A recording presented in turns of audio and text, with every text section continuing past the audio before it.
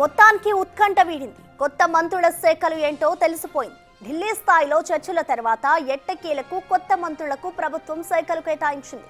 CS Ramakrishna Rao ఉత్తర్వులు ఇచ్చారు. గడ్డం వివేక్ కార్మిక ఉపాధి శిక్షణ కర్మాగారం mining and geology, Adluri Laxman కు SC development tribal welfare minority welfare తో పాటు దివ్యాంగులు వయోవృద్ధుల శాఖలను కేటాయించింది.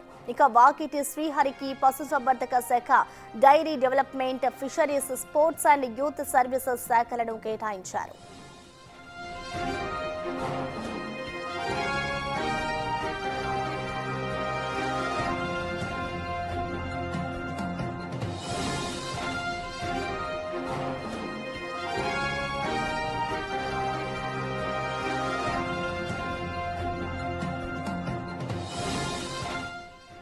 సీఎం రేవంత్ రెడ్డితో రాష్ట్ర ప్రభుత్వ ప్రధాన కార్యదర్శి రామకృష్ణారావు భేటీ అయ్యి మంత్రులకు శాఖల కేటాయింపుపై చర్చించారు.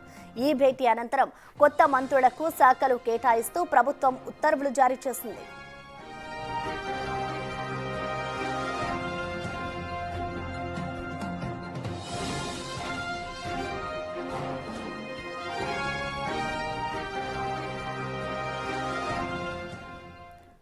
దీనిపై పూర్తి డీటెయిల్స్ ని మా ప్రతినిధి వాసు అందిస్తారు. వాసు, ఎట్టకేలకి మనం చూసుకోవచ్చు, ఇటు కొత్తగా ఎంపికైన మంత్రులకైతే ఇటు కాంగ్రెస్ ప్రభుత్వం శాఖల్ని కేటాయించింది. దీనికి సంబంధించిన డీటెయిల్స్ ఏ విధంగా ఉన్నాయి, ఎవరెవరికి ఏ శాఖలు కేటాయించింది?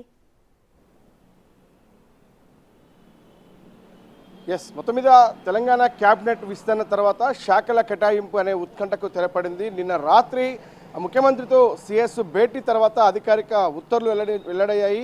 మొత్తం క్యాబినెట్ మంత్రుల సంఖ్య ముఖ్యమంత్రితో కలిపి దాదాపుకు 15కు చేరింది. అది ప్రధానంగా ఎవరైతే కొత్తగా ప్రమాణ స్వీకారం చేసిన మంత్రులకు సంబంధించి గడ్డం వివేక్తో పాటు వాకటి శ్రీహరి, మరోపక్క లక్ష్మణ్కి సంబంధించి కూడా ముగ్గురికి కూడా వారి శాఖలు కేటాయిస్తూ ఉత్తర్వులు జారీ చేసింది. అదే ప్రధానంగా మొదటి నుంచి భావించినట్టుగానే గడ్డం వివేక్ సంబంధించి కార్మిక శాఖతో పాటు మరోపక్క మైనింగ్ శాఖ కూడా అప్పచెప్పింది. ఇక కార్మిక శాఖకు సంబంధించి కూడా చూసినట్టయితే ఒకసారి ఆయనకు సంబంధించి కూడా వెంకటస్వామి కార్మిక ఉపాధి శిక్షణ ఫ్యాక్టరీతో పాటు మైనింగ్ అండ్ జియాలజీ శాఖలు కూడా అప్పగించడం జరిగింది. ఇక మంత్రి లక్ష్మణ్ సంబంధించి కూడా అడ్లూరి లక్ష్మణ్ సంబంధించి కూడా షెడ్యూల్డ్ కులాలకు సంబంధించినటువంటి శాఖలతో పాటు ఇతర ఏదైతే మైనార్టీకి సంబంధించినటువంటితో పాటు గిరిజన మైనార్టీ సంక్షేమ శాఖలు కేటాయించారు. వీటితో పాటు దివ్యాంగులు, సీనియర్ సిటిజన్లు, మరోపక్క ట్రాన్స్జెండర్ సంబంధించినటువంటి సంక్షేమానికి సంబంధించినటువంటి శాఖను కూడా కేటాయించడం జరిగింది.